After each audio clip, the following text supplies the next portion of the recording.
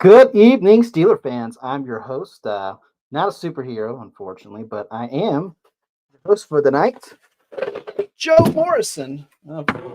Mask kind of fell apart there, but want to show off one of my Christmas gifts to you guys. I hope everyone had a good Christmas, and now we are heading into the new year. 2026 is on the way, and 2025 is coming to a close. And don't know about you guys, but 2025 has been an interesting year for me personally, and also for our Steelers.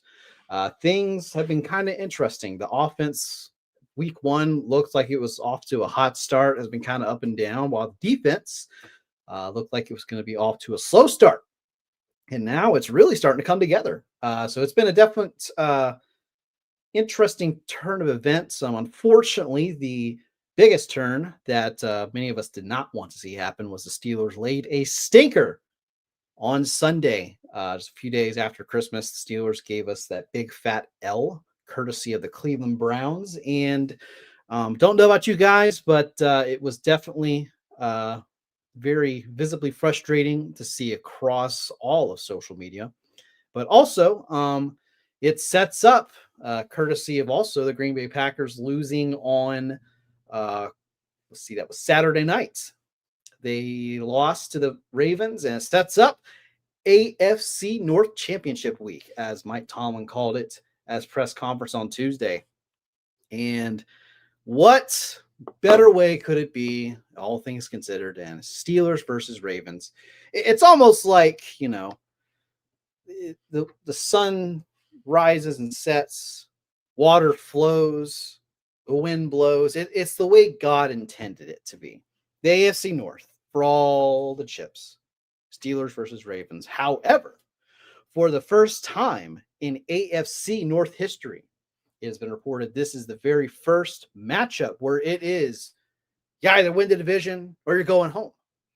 And the closest thing we've had to it was 2014 when the Steelers and Bengals went head to head. And the Steelers, of course, took the division, but the Bengals still had their playoff ticket punched, as did Pittsburgh. So with that being said, it's going to be a very interesting matchup. And here is something that I think is worth a lot of consideration from the injury standpoint. This entire season since Lamar Jackson's been hurt, he has not practiced on Wednesdays. Today, he was a full participant. And that is, to me, if there's ever something that says the Ravens are all in on winning this, that is it. It's been a very rough season for the Ravens from a PR standpoint. You had the hit piece article about Lamar Jackson's effort and him apparently sleeping in practices from the Baltimore Sun. You've had chatter about Harbaugh potentially being on the axe if things didn't turn around. It's been a rough season for them. So to see them really take the surge is impressive. But Steelers been hanging in there. You really wish they would have just taken care of business last week. But it is what it is. So now it's up to them this week, though. You saw Brandon Eccles, James Pierre, TJ Watt, and Calvin Austin all limited. So I think that's good to see early in the week versus some doing out practices, followed by maybe another one, and then a limited practice or just two limited practices after a DNP. So it's going to be interesting to see. You have to feel like, I know with Watt specifically, Tomlin said, as it was voiced on the broadcast, he will not go until he is a full participant throughout the week. Even if he's just a full participant on Friday, you get the sense with the Ravens putting their chips all in, saying this is it, everyone's all in. The Steelers are going to do the same. Robert Sabino commenting here, he says, do you think Derek Harmon, the run defense, would be good? And also this game, I feel Jack Sawyer should be the starter as he's a good run stopper. So first, I want to thank you for tuning in, Mr. Robert. With Derek Harmon and the run defense, you make a good point here. In that first matchup, the Ravens rushed for 210 yards, but Derek Harmon didn't play. They held Derrick Henry under 100 yards rushing, and a quarter of that yardage came on one play by Keaton Mitchell, where one guy, he didn't make the tackle, but also kind of looked like he was held. So I have to give them my apology from looking back at the game, but nonetheless, I think Derek Harmon's presence being felt in the run game is absolutely there. They average under 90 yards a game allowed with Derek Harmon in the game versus like close to 200 with him out of the game. So he has been as impactful as a rookie can be on the defensive line. It's great to see. And from Jack Sawyer's standpoint, I don't disagree that he's probably a better run stopper, but I think if Watt can go, he's going to go. How much is he going to play? I don't know. Maybe you make a point there that maybe Sawyer will be kind of that rundown guy and they'll put Watt more in on passing situations, rotate him and Herbig all around the line. It's going to be very interesting to see. I fully expect to see the Steelers kind of take the approach they did last week against the Browns with their base defense. That will, however, be contingent on the health of their slot corner. If Brandon Eccles is good to go and good to go, I think you're going to see a lot of 3-4. Not a whole lot of, well, you're going to see substitution when it calls for it. However, I don't think you're going to see it as frequently as a different opponent would be. So Tyler shouting out says he appreciates us doing a night shift. Appreciate you tuning in, Tyler. Happy to see Watt practicing today. No, definitely seeing Watt practicing last week I felt was a good sign, even if he was a limited participant and didn't play. I think it set things up well, not only for this week, but if they can pull it off this week, going into the postseason. So, if they can get him going this week and he's healthy, I mean, you don't want him out there, to the point that he can't play. But if he can go and he can be effective, that would be a huge win this week. And I will say this too. If there was ever an advantage to this week, it's the fact that Baltimore has to come to Pittsburgh. And the reason why I say that is you went to Baltimore and beat them. Yeah, granted, there was controversy, but yada, yada, yada. You beat them, period, the end. I would have felt much worse if it was a repeat of last season where you won the first matchup at home and it was close and, maybe some controversy in there. But then you had to go to Baltimore to try to win it again. That to me would have been a nightmare situation. I think this time it sets up a little bit better for them. And I don't know. It's going to be a close game, I can tell you that, especially with Lamar Jackson playing. I get it. He hasn't been spectacular throughout the season. He's kind of been up and down, in and out of lineup with injury. But he gives you the best opportunity to win. And he's going to keep Pittsburgh on their heels. And on the flip side, for the Steelers offense, you can't do what you did against Cleveland. Whether it's the play sequencing of the play calls or checking out of audibles and not taking what the defense is giving you. This week, the offense is going to have to be as perfect as they can be without DK Metcalf. And man, that decision to suspend DK Metcalf is looking bigger and bigger by the day, because now you're looking at Calvin Austin's, he could come back. Him practicing early this week is a great sign, but he was supposed to be your wide receiver too. And now your wide receiver one is who? Is it MVS because that connection didn't look great? Is it Adam Thielen? Maybe. I mean, I've actually been pleasantly surprised by some things Adam Thielen's done since they acquired him. And then you got to think Scotty Miller. Scotty Miller's done, I think, a fine job as a wide receiver 4 and getting the opportunities he has. He's done fine. And then there's Roman Wilson, who seems to be in the doghouse, and I don't know if he's ever going to get out. I don't know what's going on there, but someone is going to have to step up and just be, Dan Deerdorf years ago when James Harrison went down and Lamar Woodley had to be the leading edge rusher. He said, sometimes Robin has to be Batman. Well, you don't feel like the Steelers really have a Robin? I don't know. To Tim Drake, Jason Todd, someone. Maybe it's not Dick Grayson, but I need someone to be a Robin, to be a Batman. It's got to happen. And the guy I want to see get more looks this week is Pat Fryermuth. You didn't see a whole lot of him really this year. And I think it's just because of personnel usage. I don't know when he is on the field, what's going on there. But when he is targeted and he gets the ball, he's great with it after the catch. He generally catches the ball. It's not like he's had drop issues throughout his career. He makes plays. So the offense is going to have to do a few things. You're going to have to play damn near perfect. You're going to have to run the ball, of course. You're going to have to get the ball to Fryermuth. Because if there is an ability to take advantage of some matchups, it's going to be in the middle of that field.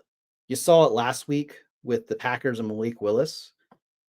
They took advantage of some spots in the middle of that field. In particular, on like a 40-plus yard touchdown pass to Christian Watson, they caught the safeties in cover 2, and they caught Roquan Smith being a little out of his zone, got kind of tied up and looked off by Malik Willis. I think it's going to be really important this week that they start using Fryermuth in that slot receiver over the middle intermediate throw area. But it's going to come down to, can Rodgers bounce back? And he said today during his press conference and media session, he doesn't have back-to-back stinkers like he did last week. I mean, even then, after the Chargers game, he did bounce back and had a pretty decent game against the Bengals. Of course, he hurt his wrist and was out the rest of the game in the following week. But even then, he bounced back. He had a good game, did enough to win. And he's going to have to do enough plus to win this week. This is what he was brought in for. He was brought in to lead his guys to these types of situations, into these types of do or die moments. And if there's anyone who can do it, it's Rodgers. I get it. He's not 32 years old anymore. He kind of, the way he plays, you get the feeling like he needs to be kind of reminded that almost. I mean, he holds on to the ball still a good bit, whether that's because receivers are getting open, whether it's because, he thinks he can still extend the play. It is what it is. But I think this week it's going to come down to, can Rodgers dial it back a little bit and kind of have those vintage moments. So it's going to be an exciting game. And someone's going to have their heart broken and someone's going to celebrate. Let's just hope that it's Pittsburgh this week. So kind of shifting gears. It's been some interesting bowl games this week. I think I saw Texas was taking care of business against Michigan. So the stock watch continues this week as we go into the next round of the college football playoff. Tonight, Miami is playing against Ohio State University. Is there anyone here who thinks Miami could pull it off? Let me know in the comments what you're thinking. I don't really see a scenario where Miami could pull off the upset, but who knows? I've seen crazier things. Adam has a comment here. He says, win Sunday, get smacked in the first round, or lose to put more heat on Tomlin. I choose the latter. That's a loser mentality, Adam. You play to win. And here's the thing. I get it. Tanking sounds fine. It sounds cool. It sounds like a good concept, but you're not going to sell teams on losing intentionally. Players and coaches have a short shelf life in this league, and the idea of tanking is a no-go for them. I don't care what the NBA does about their tanking stuff. I could care less. In the NFL, your shelf life is already limited. And honestly, the whole, losing just so you can move on from Tomlin, guys, I am on record multiple times saying it is probably time to move on from Tomlin. He's been here 19 years. Coaches don't last that long, generally speaking. You can win games and still decide to move on. So, that is what it is. If Adam follows up, because not what I meant to say, sorry. It's what a Steeler fan would rather have happen. I mean, if you're asking, that, I mean, still, it's a loser mentality of you play to win the game, you play to compete. Steeler fans, it just depends on who you ask, Adam. I get it. There's a lot of folks out there who want to lose just so they can move on from Tomlin. But at the end of the day, guys, I'm going to stand on this. That's a loser mentality to have. If you're like, let's just lose so we can get a good draft pick. Let's just lose so we can move on for these coaches. That's what loser organizations do. Go ask Cleveland how that's doing. Go ask Las Vegas how that's doing. Go ask the New York teams how that's doing. Just because you have a bad record and get an earlier draft pick does not guarantee it's going to work out. For every Detroit Lion 2021 to 2023 turnaround, you're going to have 5,000 Jacksonville Jaguars, Miami Dolphins, New York Jets, New York Giants, Cleveland Browns, Las Vegas Raiders. And, you can say, well, they all have recent playoff wins except for Miami. Well, guess what? None of them have Super Bowls. That's what matters to me. I get it. The big part of going to the Super Bowl is to win playoff games. And I'm 100% there. They've got to start winning in the postseason. And that might be from a coaching change. But I will not sit here and tell you that that's their that's their best, that's their best route to go. That thinking is based off his track record. Can't refute that. No, Adam, I agree. If it's time to move on from Tomlin, it's time to move on from Tomlin. But asking to lose just to move on, that's just not. It's a loser mentality, man. You play to win the game, and if you want your team to lose, I don't know, go golf or something. Go switch fandoms. That's just my take, and I'm not going to sit here and say it's like wrong, but I am going to say how I feel about that mentality. You guys got to remember, tanking doesn't equate to success. Sometimes you get lucky. What matters most is organizational philosophy. Then it comes down to how you run your business. Then it comes down to the people you select to run that business. This is where I think the breakdown is.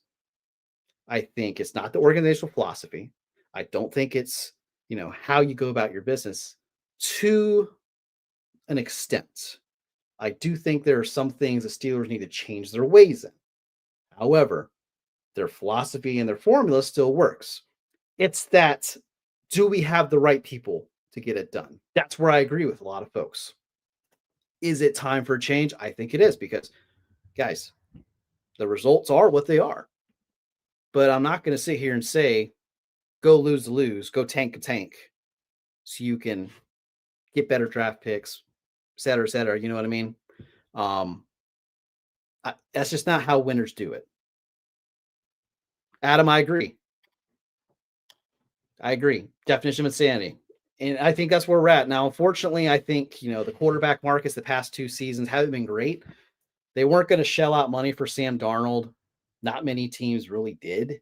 And then you kind of look at the other bits of it. Yeah, some people said we should have traded for Joe Milton, and whatnot. I don't think he would have been the answer either. Options were limited, but I think next season they've got to do something different, whether it's trading up in the draft to go get a quarterback, whether it's trading for a quarterback. Something's got to give. Another Wombat says, the philosophy and formula still works. What they're questioning, with all due respect, backing into the playoffs, getting bounced is not philosophy working. Okay, let's kind of back it up real quick when we're talking about philosophy. Philosophy in the sense of how are we building our teams? I'll expand on that a little bit. The Steelers believe in building through the draft. They believe in hiring the right people to get the job done. They believe in certain levels of scouting. They have certain things that they look for in their players in how they're building an organization. Now, I'm not going to disagree with you that tiptoeing your way into the playoffs is the best way of success, but Steelers are still competitive. If you get into the playoffs, you are showing signs of competitiveness. But when I say philosophy, I'm thinking more along the lines of top, bottom. This is how we build our organization. This is how we scout. This is how we do business. Some of it needs to be updated. I think they need to update some of their ways in free agency. I think they need to update their ways of, acquiring players. I think you saw a little bit of that with the Minka Fitzpatrick trade in 2019, a little bit of willingness to take a step forward, do something different. Um, Maybe even kind of saw that with how they tried to acquire these quarterbacks, going down a different routes instead of trying to stay patient with Pickett. They decided to just try to bring in someone to compete with them. Obviously, it didn't work out, but you know, I think they are trying to shake things up and trying to test their philosophies on some things and how they do business.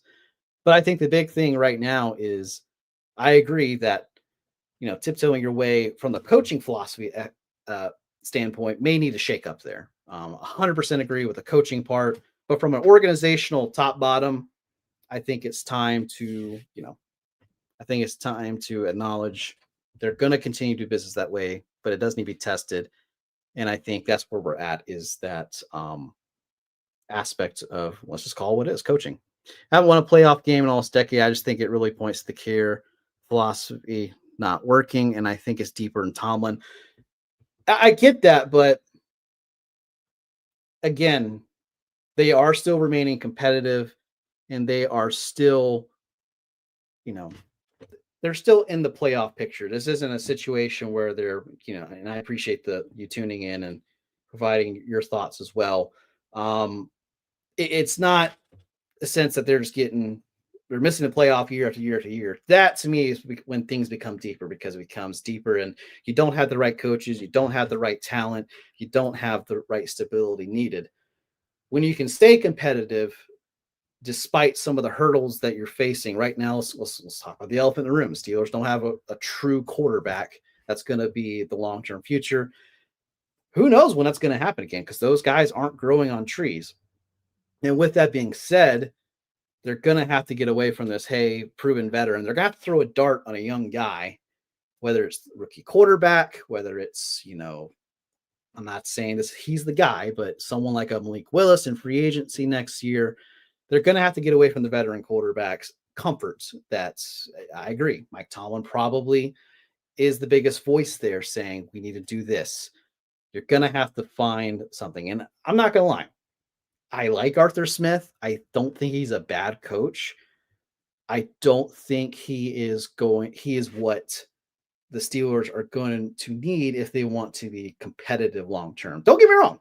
He's done some good things. He's shown that a competent offensive coordinator can produce results. I want more than that. Steeler fans want more than that. I think he's going to get hired as a head coach, and it's going to be really dependent on who are they going to pick as the next offensive coordinator. And I think a lot of that's going to be that coaching aspect. And I would like to say I'm not, against kind of unfolding philosophies and making tweaks, but I think, from my time and studies, I've learned when it comes to organizational philosophy and organizational leadership, it's very important to still have a North Star in how you operate your business. The Packers have been that way for years. The Steelers obviously have been that way for years. And I mean, even the Patriots, they have their Patriot way. Granted, they had a bad selection of a head coach, but they made the decision to move on and get back to someone who kind of integrates into that organizational philosophy. So it's going to be interesting to see, if things don't work out on Sunday, what they do. Because if they elect to say, hey, Mike, you need to think about retiring, we're ready to move on, that could happen. Maybe it couldn't. I don't know. But the big thing for me, let's get a win Sunday, because at the end of the day, whether you pick in the top 20, the top 10, or past 20, you still have to have good scouts. You still have to have good organizational stability and philosophy to pick the right guys to make your team better. I don't say let's lose to lose. I think there has to be a lot done beyond Tomlin. I will say that. Mr. Wombat, I think it starts with the quarterback situation. So, Richard chimes in. He has a question. If Tomlin moves on, you can expect Rodgers, Arthur Smith, Terrell Austin, and a few others move on. So if you want Rodgers, then Tomlin has to be here. And I appreciate you mentioning that because you make a good point. I do think that all those guys are tied together. Guys, if Tomlin moves on and Rodgers moves on, it's time. That means it's time. It means it's time to shake things up. And I will say this as we're kind of coming down to the final whistle here. If Tomlin leaves, it will not be by trade.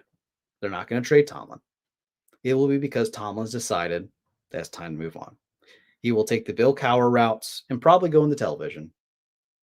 I think that is what is the most likely situation. And I will say this: I appreciate everything that Mike Tomlin's done for our organization. I just, guys, the game passes by, folks. And if they can't get it done Sunday, I think that is the question that might need to be asked. Has the game passed by Tomlin? And I don't know. But with that being said, if they go on a playoff run, that answers your question. So, folks, I appreciate everyone joining in. As always, I appreciate you guys chiming in, testing my thoughts and everything, and listening out to some of my bad opinions and whatnot. Appreciate everyone 2025 joining the Steelers Night Shift. It's been a lot of fun. Appreciate everyone here on this New Year's Eve taking some time out to chit chat with me, and also taking time out of your evenings throughout the year to chat with us, tuning into the morning rush, the afternoon drive, and all of our awesome shows that we have going on here. We're hoping to expand and get some more content to you guys here in 2026. But we'll definitely see what happens. As always, you can find me on X, formerly known as Twitter, at JOBEY Football. That's at Joby Football. And folks, everyone, please have a safe night. Enjoy your evenings. Don't drink too much. Don't drive, especially. And I will say one underrated aspect: don't play with fireworks if you have too much to drink. I want to see everyone have their digits in their eyes. So everyone have a good night. I appreciate everyone tuning in. Let's see what happens this Sunday. And who knows? Maybe if things go well, this guy will come back at the beginning of next week's show. Everyone have a good night, and let's see what happens.